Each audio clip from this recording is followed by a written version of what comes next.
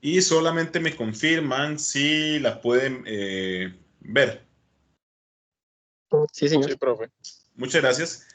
Bien, entonces hoy el tema principal de los sistemas conectados a red, ya hemos hablado mucho sobre sistemas fotovoltaicos, sobre los paneles fotovoltaicos, y el tema que nos incumbe hoy es otra vez a nivel de los inversores. ¿Ok? Hay muchos elementos importantes que no hemos discutido y que son de debido utilidad a nivel de la implementación. Esta es la agenda para el día de hoy. Vamos a hablar un poco sobre la introducción. Vamos a terminar el ejercicio de dimensionamiento. Algunos de ustedes se me acercaron que no quedó tan claro cómo cierran los números con el inversor. Eso es parte de lo que vamos a ver el día de hoy. Vamos a ver algunos otros conceptos importantes a nivel de los inversores.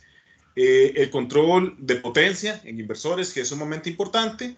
Toda la parte de puesta a tierra y otras topologías de inversores, así como el trabajo en grupos, ¿ok? Entonces, como siempre, en cualquier momento de la clase, pues me pueden interrumpir sin ningún inconveniente. Vamos a nivel de introducción. En esto habíamos quedado la sesión anterior.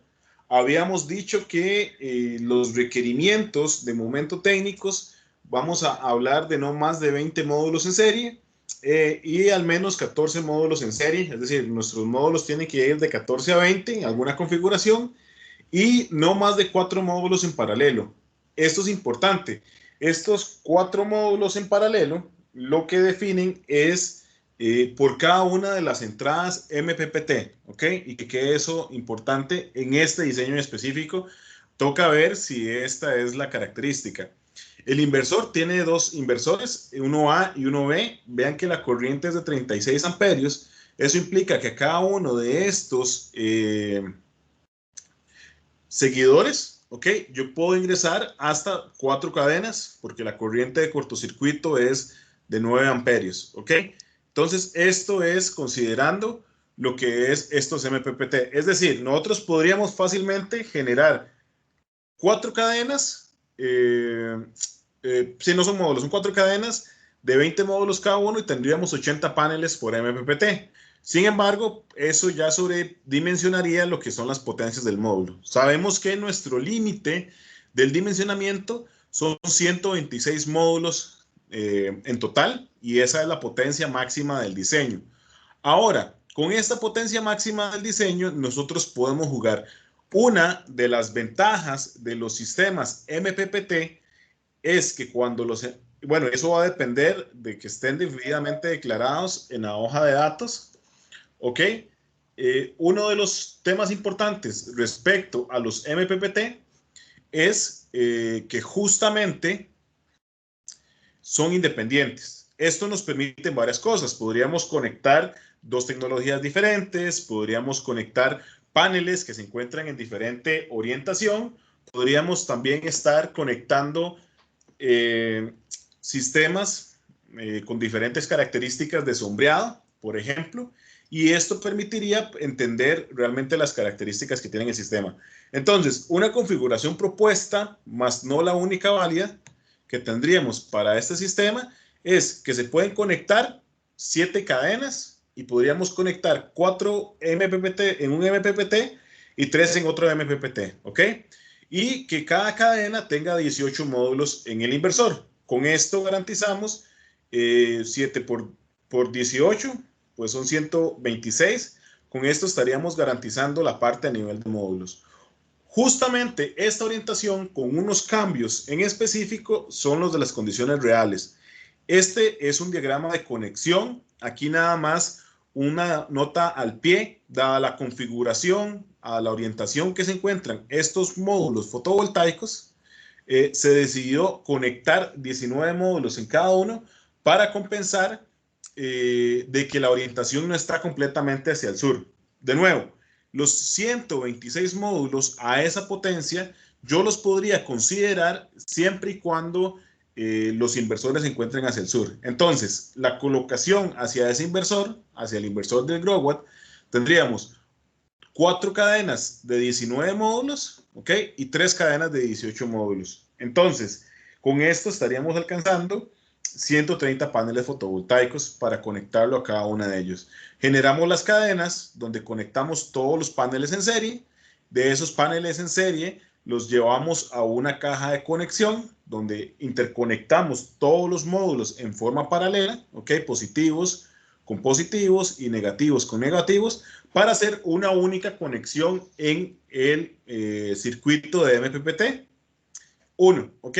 La otra parte se queda con 18 módulos. La ventaja que tiene esto es que los MPPT van a estar interconectados de forma independiente. Al final del sistema, yo voy a tener la parte de inversión y dentro de la etapa de inversión, esos MPPT van a colectar la potencia. Básicamente, estos MPPT se vuelven a conectar una vez generado la parte de la inversión. Cuando nosotros invertimos, los MPPTs con la inversión hacia la corriente alterna quedan debidamente conectados y esta conexión nos permite hacer una conexión en paralelo y sumar las corrientes, ¿ok? Corrientes que se van al circuito. Nótese que el inversor es trifásico, entonces tenemos una línea, dos líneas, tres líneas, ¿ok? Más una derivación del neutro y lo que es la puesta a tierra que vamos a conversar el día de hoy. Nótese que en el diagrama también se encuentran todas las que son las conexiones en puesta a tierra, que esto va a ser un tema del cual vamos a estar conversando el día de hoy y la próxima lección. Ok, hablemos un poco del dimensionamiento. Nosotros de la clase anterior habíamos dicho que teníamos un área de operación segura, que es básicamente una forma gráfica de observar que mi inversor está debidamente conectado sin ningún inconveniente. ¿Ok? Al utilizar esta configuración nos da una idea rápida de dónde puedo operar mi sistema. Entonces, esta es la configuración que tenemos. Vamos a ver esta configuración para el MPPT1, donde tenemos 4 cadenas de 19 módulos. Estas son las características que ya conocemos de la lección anterior y vamos a dibujar el diagrama, ¿ok? Si nosotros hacemos la multiplicación de 4 cadenas por la corriente de cortocircuito, que es la corriente máxima de mi sistema, nos da 36,4 amperios. Y si multiplicamos 19 módulos por el voltaje de circuito abierto, esto nos da 46,7 voltios. Perdón, por este voltaje de circuito abierto nos da 883,3 voltios, 887,3 voltios, y esto se configura como el voltaje máximo alcanzable en mi sistema fotovoltaico. Ahora, tenemos condiciones mínimas dadas por mi inversor. Ojo esto, el inversor nos indica que el voltaje mínimo de operación es de 200 voltios. Si yo no logro arrancar estos 200 voltios en mi sistema, no los logro conectar a la entrada, el inversor simplemente no va a arrancar. Siempre en los rangos inferiores, ¿ok? El sistema no va a arrancar y eso es un problema porque el sistema no estaría funcionando, ergo no tendríamos producción energética. Ahora, la corriente mínima no hay ninguna especificación. Eso quiere decir que si yo al sistema lo alimento con 0,05 amperios, ¿ok? El sistema los va a poder conectar dadas las capacidades del inversor. Existen inversores que tienen una limitante de corriente que simplemente se desconectan también. En este caso, bueno, la representación no es exacta, pero es para que se vea el diagrama, que son 0 amperios la corriente mínima que tenemos del sistema. Ahora tenemos las capacidades máximas del inversor, donde yo voy construyendo la curva, y nótese que tenemos 1000 voltios como el voltaje máximo del sistema, ¿ok? Y tenemos 45 amperios como la corriente máxima de mi sistema que puede soportar, ¿ok?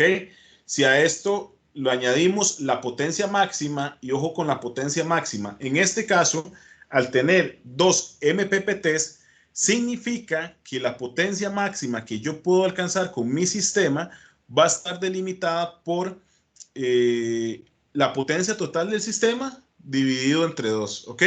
Siempre y cuando no haya otra indicación específica en la hoja de datos de mi inversor, la potencia se divide por igual en los MPPTs. Entonces, no podría conectar a no ser que ya haya una forma dependiente toda la parte de la potencia del inversor. Entonces, la potencia máxima que yo podría lograr es el sistema dividido entre 2 a nivel de potencia. Ahora, bajo esas características, nosotros decimos que para poder operar en el rango del MPPT, tenemos una curva, ¿ok?, de 480 voltios para garantizar una producción energética máxima. Nuestro voltaje de cadena está en 887. Nótese que está por debajo de los 1000 voltios y por encima de los 480, lo cual nos va a garantizar. Sabemos también de la parte de tecnología fotovoltaica que cuando el inversor, perdón, cuando el panel fotovoltaico está en generación, así sea lo más mínimo, cuando le llega luz, el voltaje por lo regular se mantiene, dada la condición que es un diodo, ¿ok? Entonces, no deberíamos esperar una variación tan grande de 400 voltios en mi sistema.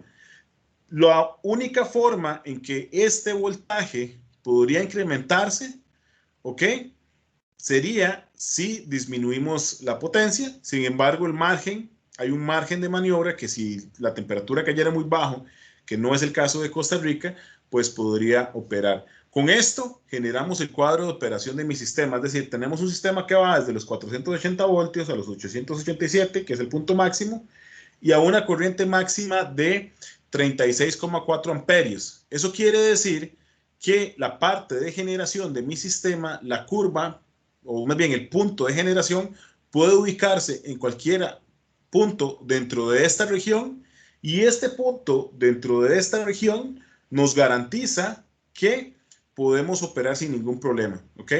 Con dos condiciones importantes. La primera, no vamos a quemar el inversor, y la segunda, no nos vamos a salir del rango de MPPT, número 1, y 2, no vamos a salir del voltaje mínimo que necesita el inversor para empezar a operar, lo cual va a garantizar que no se apague.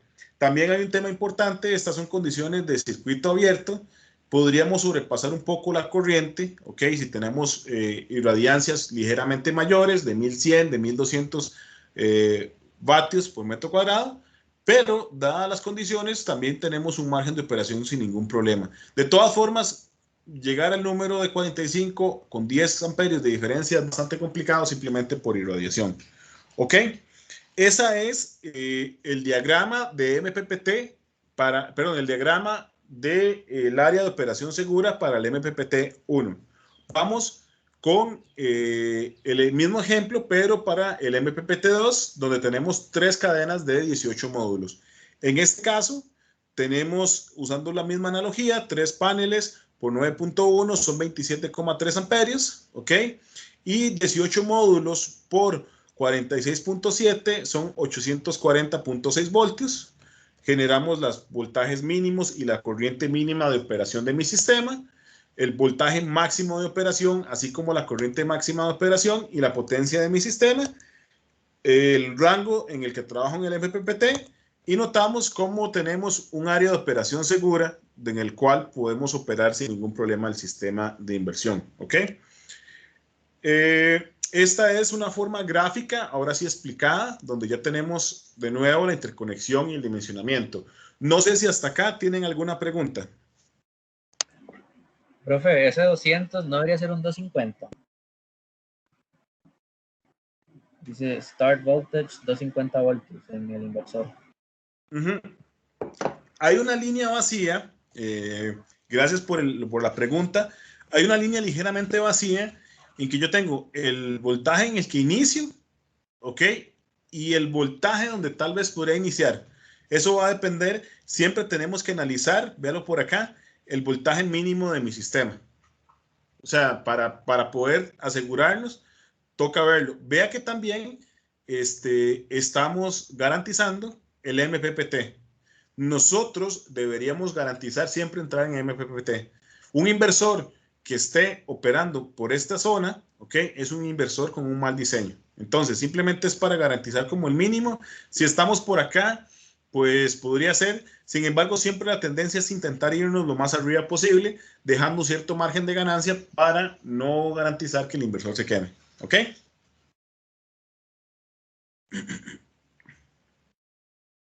Esto es básicamente porque es el voltaje en el cual se garantiza de que efectivamente ahí el inversor va a operar sí o sí, ahí se arranca, pero entre 200 y 250 el inversor podría o no podría operar.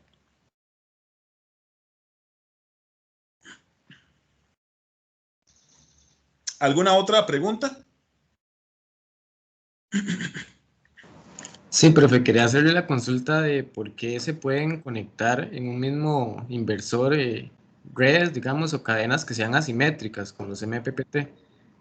Eso no me ha quedado Gracias. tan claro. Sí, no, eso es porque a lo interno del inversor, y eso es importante, vean que viene la palabra independiente. ¿Ok? Yo tengo dos MPPTs que son independientes. El MPPT, al ser independiente, es como si, o sea, no es como, es que tengo dos circuitos de electrónica de potencia que operan de forma separada y en las etapas finales de conexión hace la sumatoria de corrientes ya debidamente invertido. ¿Ok? Entonces es tener dos inversores dentro de un mismo inversor, lo que permite generar ese MPPT.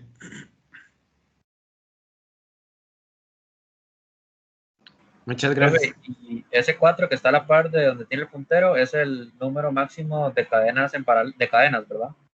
Este 4 lo que me indica es que yo tengo dos MPPTs independientes y yo podría conectar hasta 4 cadenas en el sistema. Entonces, yo no necesariamente, y luego vamos a verlo, nada más me devuelvo a decir ligeramente, vean que yo tengo una caja donde yo tengo que conectar los borneras positivas y negativas de mi sistema. Eso dependiendo de la localización, o hago una caja eléctrica donde simplemente es conectarlos, o bien los llevo hasta el inversor y los conecto en el inversor. ¿Ok? Entonces tengo los dos MPPT independientes, pero cada uno puede recibir 4 cadenas. Esto por las características. No todos los inversores lo tienen. Hay unos que tienen 2, hay uno que tiene apenas una cadena. Entonces uno tiene que hacer la caja antes. Estos grandes pues tienen esa ventaja, lo cual yo me podría ahorrar esa conexión, pero va a depender de qué tan largo se encuentra la parte de mi sistema.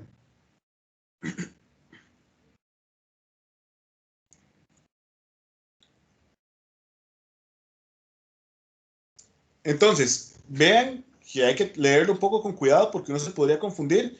Esto lo que nos dice es que el número de MPPTs independientes es de 2 y que yo puedo conectar por MPPT hasta 4 cadenas. ¿Ok?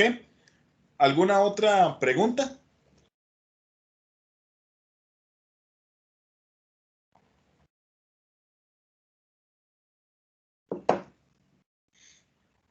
Este es un caso generalizado, pero sin embargo sigue siendo específico. Lo importante y la recomendación es leer y entender la hoja de datos de cada uno de los equipos. ¿Ok? En paneles sigue siendo más estándar, en inversores, pues estos números pueden cambiar fácilmente. ¿Ok? Entonces simplemente para que lo tengan a nivel de cuidado. Ok, hablemos de algunos otros conceptos importantes a nivel de las instalaciones. Ahí perdí la animación, les perdí el factor sorpresa.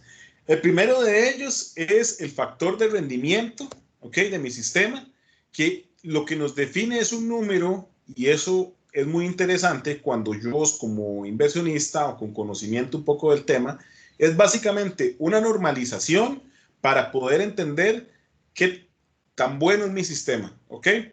Es el rendimiento real de la planta, es decir, de todo el porcentaje de energía que los paneles pueden convertir, no de la conversión, ¿ok? De la eficiencia de conversión, no se confunda con esto, es de toda la energía que los paneles producen, cuánto realmente yo puedo generar. Ya hemos hablado de este concepto, ¿ok? En un caso anterior habíamos conversado que esta eficiencia ronda el 83%, ¿ok? Aunque típicamente puedan dar entre 0.5 y 0.8. Mi recomendación en nivel de un proyecto para que den la parte de rentabilidad, aunque los costos siguen disminuyendo día con día, es que el factor el factor de rendimiento de mi planta ronde entre un 70 y un 80%. ¿Ok?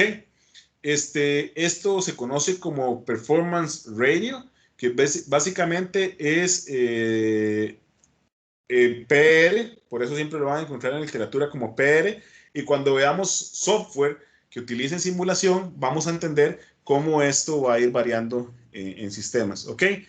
Toma en cuenta lo siguiente, el factor de desempeño. Primero, la temperatura de la eficiencia solar o la eficacia que puede tener el sistema solar con la temperatura, que básicamente es de un 7 a un 10%, las pérdidas por cableado, que es alrededor de un 2%, las pérdidas por dispersión o mismatch, que básicamente el mismatch o esta dispersión es que no puedo garantizar nunca que un panel fotovoltaico se va a comportar igual al otro. Siempre va a haber pequeños desvíos, entonces este desvío a la hora de hacer las cadenas ronda un 2%.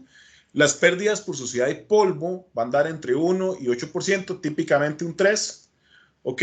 Pérdidas en el seguimiento de máxima potencia, porque los algoritmos no son tan eficientes, puede estar cercano al 1%. Y las pérdidas por reflectancia angular y espectral, básicamente es qué tanto en mi sistema se va descomponiendo, anda cercano al 2%. Entonces, cuando yo genero esto, donde yo tengo, y vean que esas son como las generales, pero sin embargo, tengo pérdidas por inclinación, tengo pérdidas por orientación y tengo pérdidas por sombras. Estas pérdidas siempre van a estar dependientes a nivel general. Las pérdidas por inclinación ya las hemos discutido con los factores K, ¿ok? Que realmente es la parte de conversión que pueda tener. Las pérdidas por orientación no hemos tocado mucho por ahí. Y la pérdida por sombras, ustedes con el análisis de los diagramas cilíndricos ya las podrían calcular. El segundo de los conceptos, cuando yo valoro la efectividad de una planta, está justamente en la producción energética. Entonces, en esta producción energética es pues el cálculo más importante, porque al final del día, aunque yo le hable a mi cliente sobre un factor de rendimiento, al cliente me va a decir, bueno, pero eso no me dice nada, ¿ok? Y posiblemente tiene razón. Recordemos que a nosotros nos van a pagar o nos van a reconocer créditos por cada kilowatt de producción que tengamos. Entonces, necesitamos calcular la producción energética. Como les comentaba, al final cada kilowatt hora cuenta y esto es traducido en ganancia o en un ahorro para nuestro caso de la instalación. Ganancia en el caso que estamos oyendo, venta de electricidad, o ahorro en un caso de autoconsumo. La energía del sistema, a grosso modo, y sin entrar mucho en detalle, porque obviamente el cálculo puede ser más refinado, pero podríamos definirlo como HSP por P por PR por el número de días, donde HSP es el valor de horas solares pico promedio para el número de días de cálculo. Vean que la energía yo la puedo calcular diaria, la puedo calcular semanal, la puedo calcular mensual, ¿ok? Luego de esto, tenemos que P es equivalente a la potencia pico de la instalación o a la potencia del campo de módulos fotovoltaicos. Y voy a hacer una aclaración con esto, que es el siguiente punto. Es el factor del rendimiento de la instalación. Dependiendo cómo nosotros tomemos ese rendimiento en la instalación, tenemos que la planta fotovoltaica, tenemos que tomar o la potencia de mi sistema fotovoltaico, en el caso de nuestro ejercicio, que son de 41.000 kilovatios, ¿ok? Si en el performance radio yo considero las pérdidas de eficiencia en el inversor, si esto ya no está considerado, utilizo la potencia nominal del inversor, que ya la parte de entrada. Entonces va a depender un poco. No puedo penalizar dos veces. De nuevo, en el factor de rendimiento, si yo considero las pérdidas en el inversor, entonces a nivel de esta potencia, yo voy a utilizar la potencia de la tecnología fotovoltaica o del arreglo fotovoltaico. Si aquí no considero la eficiencia del inversor, pues aquí tomo la potencia de salida de mi inversor, ¿ok? No lo puedo penalizar dos veces porque nos estaríamos engañando en el cálculo, ¿ok? Y N es el número de días que tenemos. Entonces, para la instalación que hemos estado trabajando, que es una instalación real, que es una de los 8 sistemas conectados a red que tiene la planta solar del TEC, ¿ok? Vamos a hacer el cálculo. Lo primero que nos vamos a fijar es la parte de radiación, ¿ok? Recordemos que esta radiación es global horizontal, por ende tenemos que hacer una modificación hacia la inclinación deseada, En nuestro caso, la inclinación deseada es de 15 grados para poder evacuar todo lo que es el agua de lluvia. Aquí estoy extrayendo la parte solar. Entonces, tengo la cantidad de días por mes. Luego tengo la radiación, que me la dan en megajoules por día. Esto lo convierto y lo multiplico por el factor K para que me den horas solares pico. De aquí obtengo las horas solares pico promedio por mes y luego hago una estimación un poco basado en la experiencia, pero estos son de los cálculos reales del factor de desempeño, ¿ok? De 0.77, 0.76. Estos meses, vean qué interesante, aquí empieza a decaer el factor de desempeño justamente en los meses donde el sol se encuentra hacia el norte, ¿ok? Entonces, recordemos que en Costa Rica estos meses están hacia el sur, estos meses están hacia el sur y estos meses se van un poco al norte. Aquí hay un castigo al factor de desempeño. Luego tenemos la producción energética diaria. Bueno, aquí es kilowatt hora, la producción energética diaria que yo puedo tener. Simplemente lo obtengo multiplicando las horas solares pico por el factor de desempeño, por la potencia de mi sistema. Luego lo tengo a nivel de semanal y luego lo tengo a nivel mensual, ¿ok? Básicamente esa es la cantidad y de nuevo utilizamos este valor porque ya aquí estamos considerando las pérdidas del inversor. ¿Cuándo no consideramos las pérdidas del inversor? Cuando decimos que nuestro factor de desempeño puede rondar por arriba del 92%, ¿ok? Cuando ustedes ven que un factor de desempeño es porque ya no están considerando el inversor y esta potencia no se utiliza la potencia de salida del inversor, ¿ok? Acá nada más una representación gráfica de los meses, que esto es interesante porque a no ser que ustedes tengan una orientación, es la curva típica de producción para Costa Rica, básicamente, ¿ok? Tenemos los meses de verano de la estación seca, donde tenemos mejor producción, donde el sol está hacia el sur, y la etapa lluviosa, pues con ligeramente menor producción. Es como la curva que realmente se genera.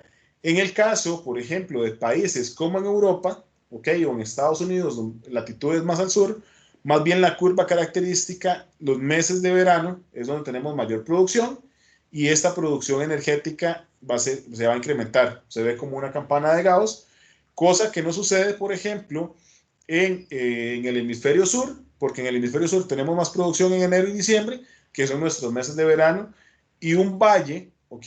En mitad de año donde se presentan los meses de invierno. No sé si tienen alguna pregunta hasta acá.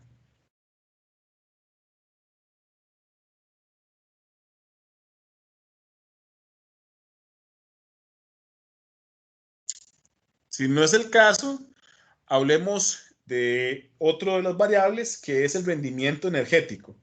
El rendimiento energético me permite entender cuánto estoy generando o cuánto es mi generación por cada kilovatio que estemos metiendo al sistema, ¿ok? Entonces, básicamente este desempeño lo que me va a indicar es de cada kilovatio que yo instalo, cuánto me va a producir. Por lo regular, este número se da de forma anual para entender cuántos kilovatios puedo tener. En promedio, ando entre 1000 a 2000 kilovatios hora al año, ¿ok? Donde yo tengo mi factor de desempeño o rendimiento energético que se va a encontrar en la literatura, principalmente en inglés como el Energy Yield, donde tengo la energía dividido entre la potencia del sistema fotovoltaico, aquí sí es del campo fotovoltaico, donde tengo la producción energética, tengo la parte de energía, y en el caso de nuestro ejemplo, nosotros tenemos una energía anual total de 42.440.38 kilovatios hora. Entonces, esto lo dividimos entre los 40.950 kilovatios pico y esto nos da un rendimiento energético de 1036.39 kilovatios hora por kilovatio pico. Es un rango aceptable, ¿ok? Llegar a los 2000 kilovatios hora por kilovatio pico es realmente inimaginable, siempre y cuando nuestra instalación nos dé por encima de 1000 kilovatios hora por kilovatio pico, es una instalación que vale la pena generarla, ¿ok? Aquí repetí. No sé si tienen alguna pregunta respecto a el rendimiento energético.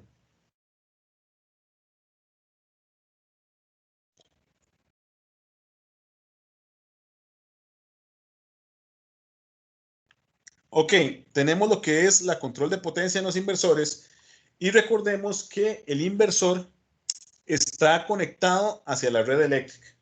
Eso significa que nosotros tenemos que garantizar una serie de medidas generales a nivel de los sistemas de potencia. Recordemos que los sistemas trabajan con corriente alterna. Esto implica que nos tenemos que ir a una descripción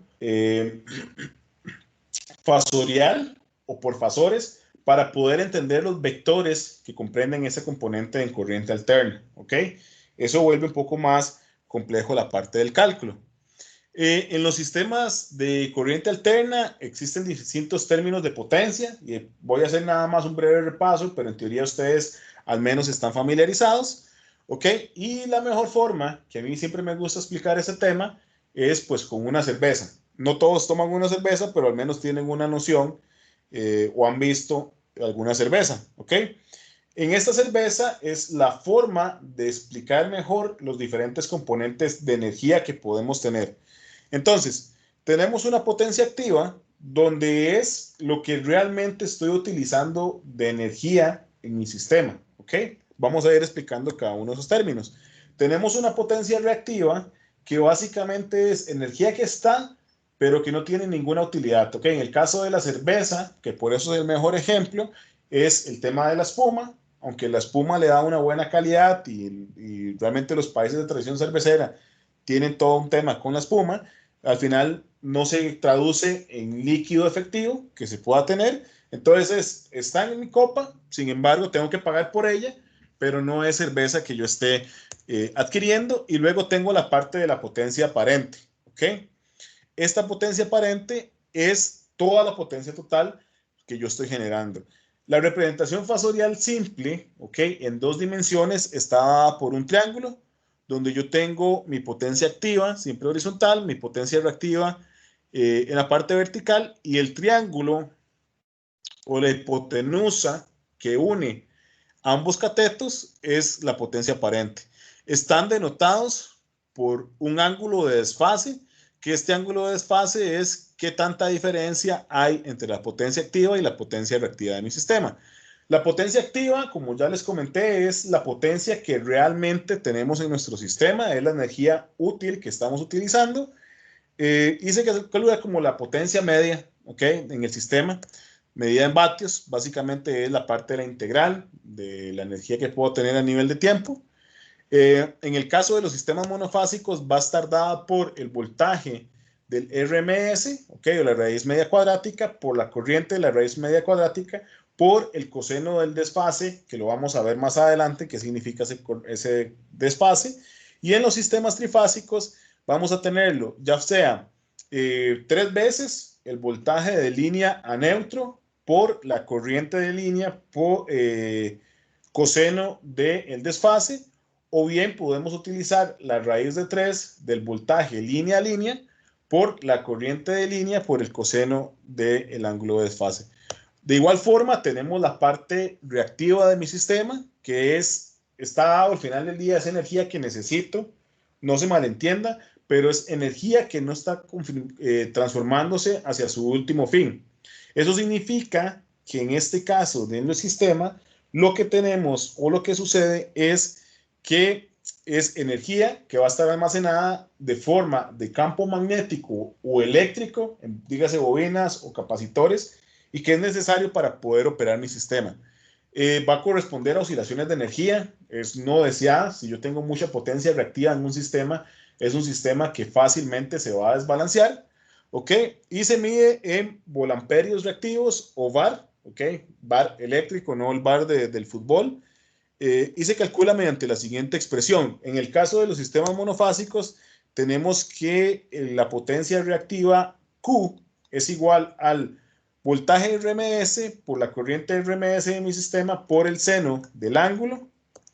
En el caso de los sistemas trifásicos, tenemos que el sistema está dado por 3 veces el voltaje de línea por la corriente de línea por el seno del desfase, o bien la raíz cuadrada del voltaje línea a línea por la corriente de línea por el seno del ángulo. Luego, la potencia aparente no es más que la suma de las magnitudes, ¿ok?, de ambos sistemas, porque recuerden que estamos trabajando con vectores. Entonces, la suma no es más, pues, que la ley de triángulo, donde tenemos que la potencia aparente S es igual a la raíz cuadrada de los catetos al cuadrado, donde básicamente es el voltaje por la corriente que podemos medir en nuestro sistema, y la corriente en sistemas trifásicos pues va a estar dado por la raíz de 3 por el voltaje por la corriente. Hay un tema importante, ¿ok? Y es que las compañías de generación eléctrica lo que nos cobran en nuestro caso va a ser siempre la potencia aparente. De ahí la importancia de, incluso antes de instalar un sistema fotovoltaico, de garantizar la eficiencia energética y buenas prácticas a nivel eléctrico del sistema que yo vaya a estar trabajando en este caso, ¿ok? Lo otro que se fijan las compañías eléctricas para generar su cobro, especialmente en tarifas comerciales e industriales, que vamos a verlo más adelante en el curso, es el factor de potencia. El factor de potencia lo que me indica a mí es qué tanto es la relación entre la potencia activa y la potencia reactiva de mi sistema.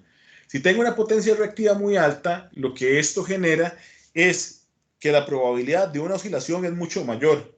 Por ende, la compañía eléctrica tiene que estar preparada, porque en el caso de que yo demande más electricidad, pues tiene que dármela. Por eso que ellos cobran a nivel de este factor de potencia. Es un factor de potencia unitario. Significaría pues que tenemos solamente potencia aparente, tendríamos solamente potencia activa, ¿ok? Y que el sistema es eficiente. A eso es lo que deberíamos intentar garantizar a nivel de eficiencia de los sistemas. El factor de potencia se va a ver dividido por diferentes aspectos. El principal de ellos, que es un problema a nivel industrial, va a ser el tema del uso de máquinas. Todas las máquinas tienen motores, todos los motores tienen embobinados y todos los embobinados necesitan campos magnéticos y eléctricos para poder operar, que es un costo para que puedan operar, ¿ok? De ahí que existen varias técnicas de ajustar ese factor de potencia, donde los capacitores o un banco de capacitores es uno de los más utilizados. El factor de potencia está dado como la relación entre la potencia activa y la potencia aparente. De nuevo, si es de 1 es porque mi sistema es bastante eficiente. Y en el caso de corriente alterna, está dado por la potencia dividido entre la potencia aparente, donde al final del día esto se traduce como el coseno, ¿ok?, del ángulo de dispersión. Entonces, la relación entre el voltaje, la potencia activa y la potencia reactiva va a estar simplemente dado por el factor de potencia. Si tengo factores de potencia menores al 95, a 0.95, ya voy a incurrir en cobros y lo que las empresas eléctricas se conocen como multas, ¿ok? ¿Alguna pregunta respecto al factor de potencia?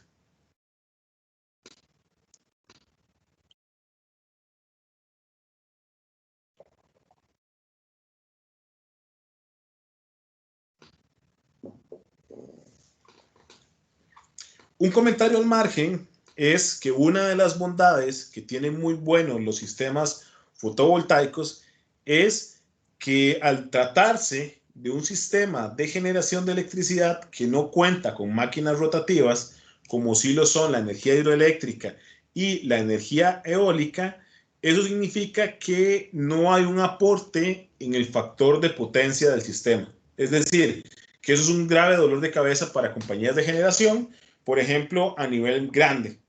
Cuando yo meto una turbina hidroeléctrica en mi sistema, esa turbina ya tiene problemas con el factor de potencia, y esos problemas con el factor de potencia se van a ver listos en la compañía de distribución. De ahí que se deben controlar y hay diferentes técnicas. En el caso de los sistemas fotovoltaicos, eso no sucede. Más bien, las nuevas tecnologías de inversores garantizan de que mi sistema más bien incluso tenga posibilidad de hacer cierta corrección del factor de potencia. Sin embargo, los efectos no son muy grandes, ¿ok? Entonces, es algo que se puede generar. El aspecto que es importante, ¿ok? En este caso, y que ustedes deben garantizar a la hora de comprar un inversor para que no se vean en problemas, es la distorsión total armónica.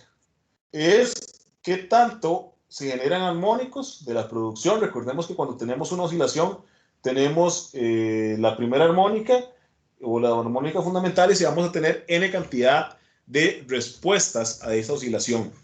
Cuando nosotros hacemos esta interconexión a red, existe la posibilidad de que el inversor también ejecute esta distorsión de armónicos. Y eso puede ser un problema si nos conectamos a los sistemas de red.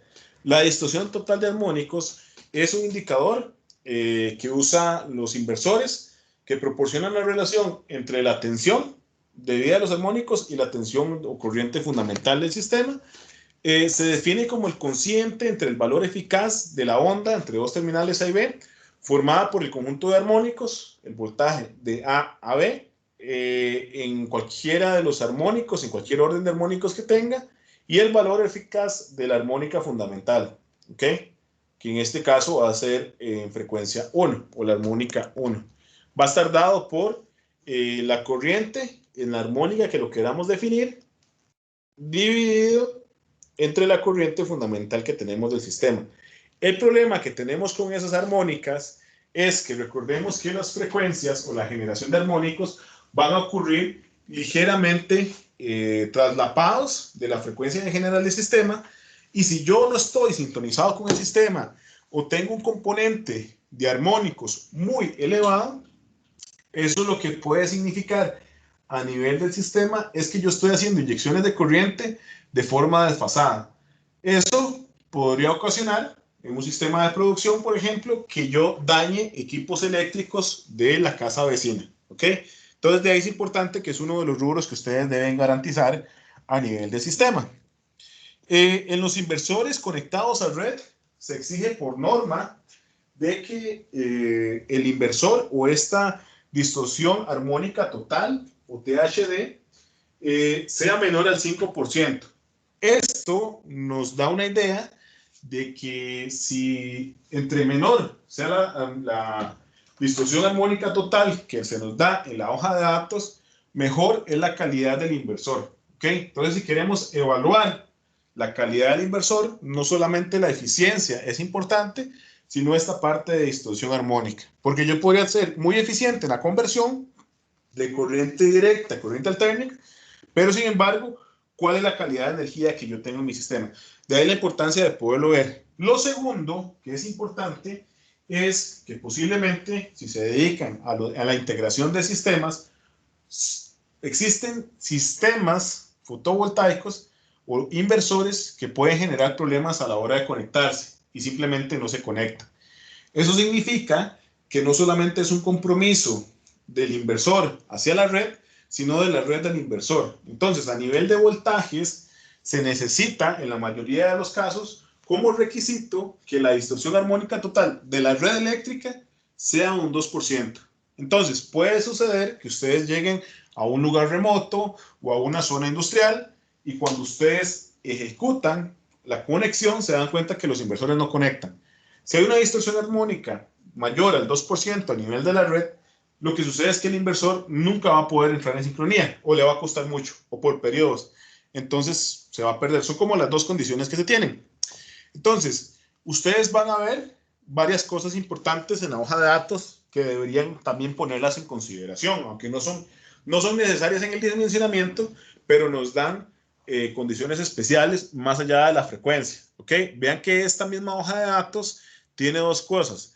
El factor de potencia, vean que ellos aseguran que es casi 1, realmente que sea 1 es un poco complicado, tienen ciertos inductores que pasan la factura, pero siempre andan cercanos o al 0.99 en factor de potencia, no es un problema, más bien existen sistemas inteligentes que empiezan a corregir en menor medida el sistema Y lo otro es la parte de armónicos. Si no viene el THD, que es el Total Harmonic Distortion, de lo que vamos a tener simplemente harmonics. Y en porcentaje, eso nos indica que de la armónica fundamental tenemos un 3% de desviación, lo cual está en el rango.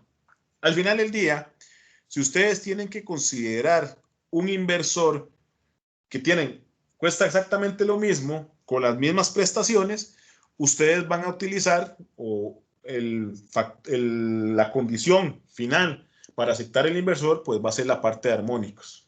Realmente, en esta parte de armónicos es donde se ve la eficiencia real del sistema que podamos tener. Algo importante en todos los sistemas es la puesta a tierra. Bueno, esto está un poco en alemán, pero se entiende el concepto. Básicamente por seguridad, y no solamente de los sistemas fotovoltaicos, y eso lo vamos a analizar la siguiente clase cuando veamos el tema de estructuras, es necesario hacer un aterrizaje de todo mi sistema fotovoltaico, desde el inversor hasta lo que es la estructura de mi sistema, ¿ok? La puesta a tierra nos va a garantizar que cualquier sobredescarga no deseada en mi sistema se va a descargar hacia el punto de conexión más bajo. Si no existe esa puesta a tierra y nosotros tenemos interacción con los equipos, la puesta a tierra pues nos va a generar el choque a nosotros, ¿ok? Y con condiciones fatales. Recordemos que estamos trabajando con sistemas de 1000 voltios, ¿ok? O 1500 voltios en 10 amperios que no son nada despreciables en nuestro sistema. Y en general ustedes no deberían obviar lo que es la conexión a tierra, a no ser en el único caso que es permitido para los eléctricos, electrónicos y similares, en el caso de que tengamos que hacer mediciones con el osciloscopio, y ahí sí tendremos que aislar tierras, ¿ok? De ahí fuera, se tiene que garantizar las medidas. Vamos a verlo con un lujo de detalles, un poco más la próxima semana, pero a nivel de conexión de tierra, se debe aterrizar tanto estructura y llevarlo específicamente a tierra, por eso se llama tierra, donde hacemos una desconexión por temas de seguridad en caso de que pase algo en el sistema. Recordemos algo, y ojo porque la probabilidad es muy, muy baja, pero la mayoría de sistemas fotovoltaicos se instalan en techos, ¿ok? Entonces, si nosotros tenemos una buena instalación de conexión a tierra, en caso de que cayera un rayo, aunque la posibilidad es mínima, principalmente en ciudad, donde tenemos muchos dispersores de rayos y posiblemente haya muy buenos diseños de comunitarios de pararrayos, pues también garantizamos que todas esas descargas fluyan hacia ese punto, ¿ok? Entonces, es parte de las condiciones. Vamos a hablar de algunas otras topologías de inversores, algunos otros tipos de inversores que se podrían utilizar. Hay un problema importante, ¿ok? El inversor que tenemos es un inversor único, ¿ok? Aunque hay varios inversores conectados que en realidad obedece a otro tipo de topología, pero el tema es que estos inversores albergan una cantidad grande de paneles fotovoltaicos. Si algo sucede en el panel fotovoltaico, ¿ok? Hay una condición diferente, dígase radiación, dígase sombra, dígase falla, dígase degradación. Lo que va a pasar es que el sistema, ¿ok? Va a empezar a disipar energía, lo cual es no completamente no deseado. En este caso, si el panel fotovoltaico 2 presenta una condición de operación normal, pero el panel fotovoltaico 1, que está conectado a la misma cadena, disminuye por alguna razón su voltaje, tenemos un tema de disipación de energía importante.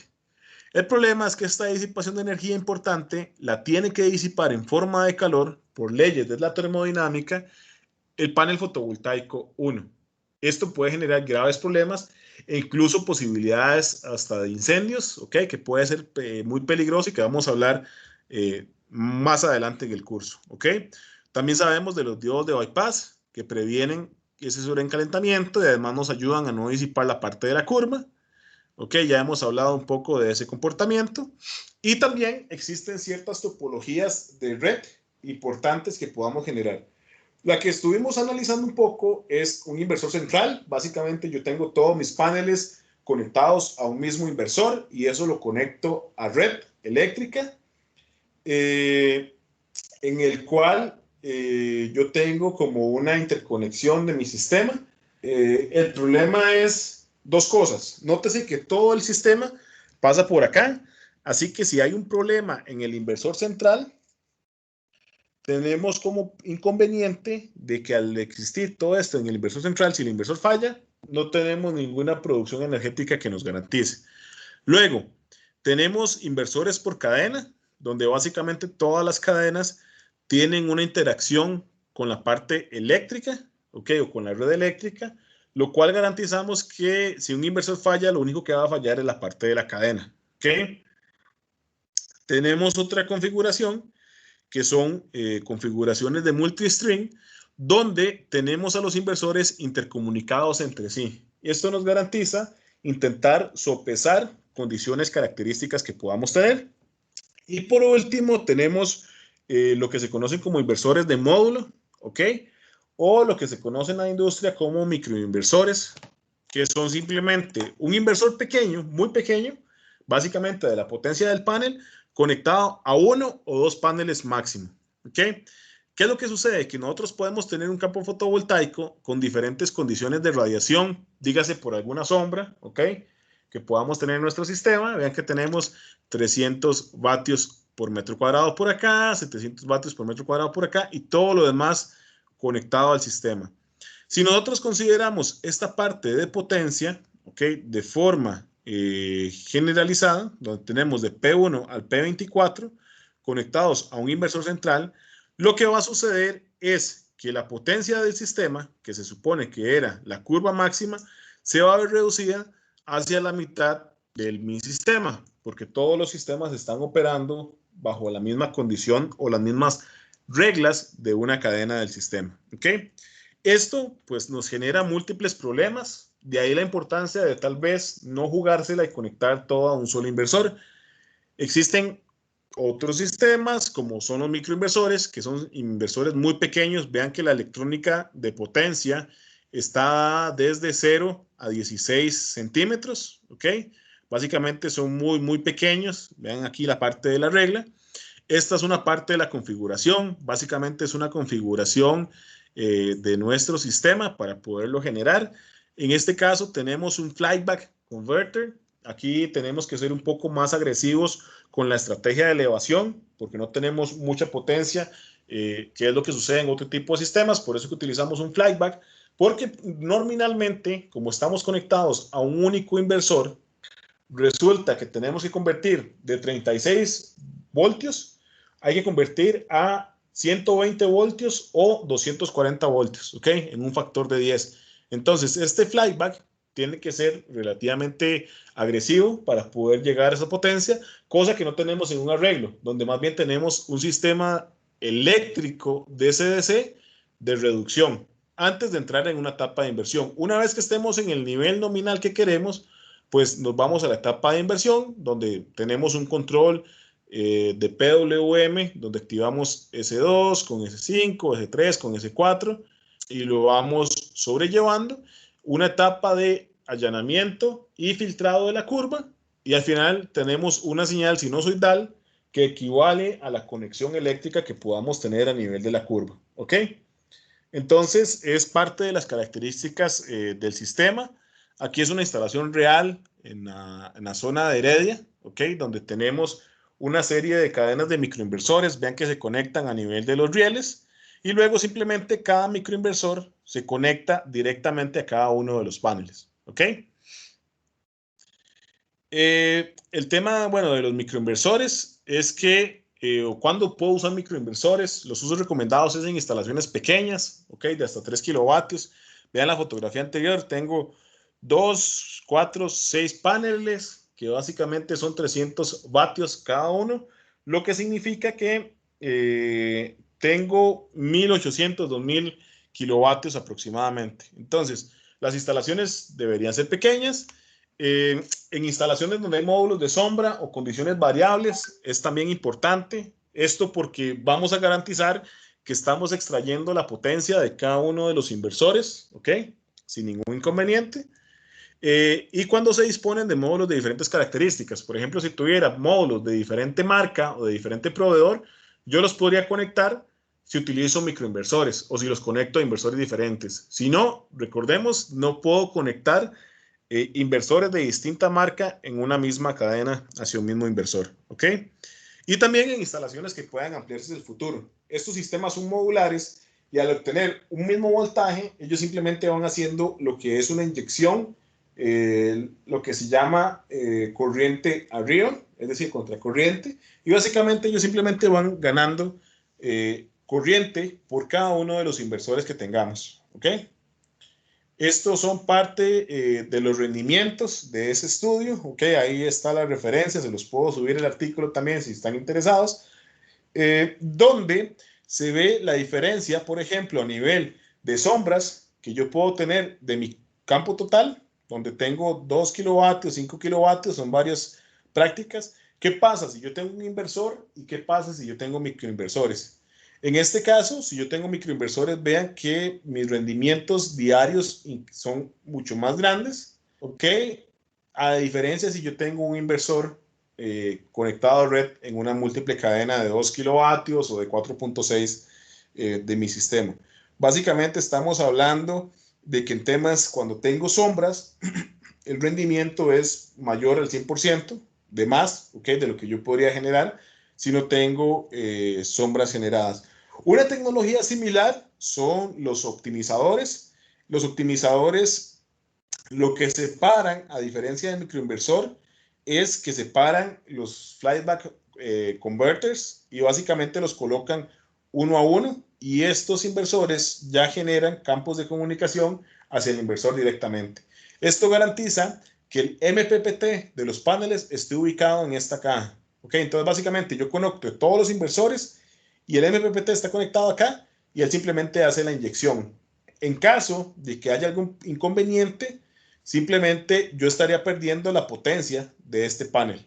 ¿Okay? Los demás siguen generando sin ningún problema. Estos son tipos de inversores en una instalación bajo nieve. ¿Okay? Es un proyecto que se había desarrollado en Canadá, donde tenemos los optimizadores, que son simplemente convertidores de DC a DC. ¿Okay? No hay una diferencia física con respecto al inversor, pero sí hay una diferencia respecto a la electrónica de potencia. Una de las ventajas de los optimizadores es que previenen algo que vamos a ver con más detalle, lo que son accidentes en sistemas fotovoltaicos, y es el tema que reduce los peligros del arco. ¿Okay? Ustedes lo saben, como ingenieros e ingenieras en electrónica, con ciertos conocimientos avanzados en realidad a nivel eléctrico, pero yo tengo la capacidad de ionizar el aire y generar arcos eléctricos. Como nuestros sistemas son de alto voltaje en corriente directa, uno de los problemas que yo puedo tener, que pueden ser comunes si no hago un buen cableado y una buena instalación, son temas de arcos eléctricos importantes, ¿ok? Genero un arco eléctrico, eso va a generar que si existen materiales inflamables alrededor, pueda generar o arrancar con un conato de incendio y generar problemas bastante graves. El uso de los optimizadores o de los microinversores, pues eliminan ese aspecto, porque ya yo no tengo que estar jugando con 1000 voltios en una cadena. Ahora, ¿cuál es el problema? Vamos a ver algunas de las dificultades que tenemos, pero antes de eso, veamos algunas de las ventajas. ¿Ok? No solamente yo genero esta parte de capacidad, sino que yo puedo tener un monitoreo uno a uno. ¿Ok? Vamos a ver si aquí está la hora. Si vean que no les estoy mintiendo, les estoy ofreciendo material fresco. Este fue un reporte que lo acabo de hacer el día de hoy a las 4:04, que es justamente de los sistemas que tenemos conectados en el edificio de rectoría. Aquí pueden ver la capacidad del monitoreo para el día de hoy. Y también pueden ver un seguimiento inversor por inversor, ¿ok? De todos los microinversores que tenemos conectados. Básicamente yo puedo dar un seguimiento panel a panel. En el edificio de rectoría tenemos 32 microinversores conectados a otros sistemas también y que es parte de la energía que hemos generado a nivel del sistema, ¿ok? Entonces, básicamente les estoy dando una actualización más reciente que pues ni el presidente de la universidad lo tiene todavía, ¿ok? Vamos a entrar en temas de monitoreo más adelante en el curso, no me voy a quedar en esto, pero algunos problemas en los inversores conectados a red, el costo inicial, es decir, estoy conectando un inversor por cada uno de los sistemas, son relativamente altos, no son muy altos. Obviamente presentan más probabilidad de falla en el inversor, pero con la ventaja de que si un inversor falla, no me falla todo el sistema. ¿Ok? Lo otro es que son equipos que están expuestos a la intemperie, y al estar estos equipos expuestos a la intemperie, pues se puede generar una mayor degradación del equipo y la reparación del tiempo puede ser pues mayor, ¿ok? Aunque la ventaja es que si un sistema falla y yo lo estoy monitoreando uno a uno, yo sé exactamente cuál sistema fue el que falló, ¿ok? Bien, para cerrar con lo que es la clase, bueno, antes de esto, no sé si tienen alguna pregunta.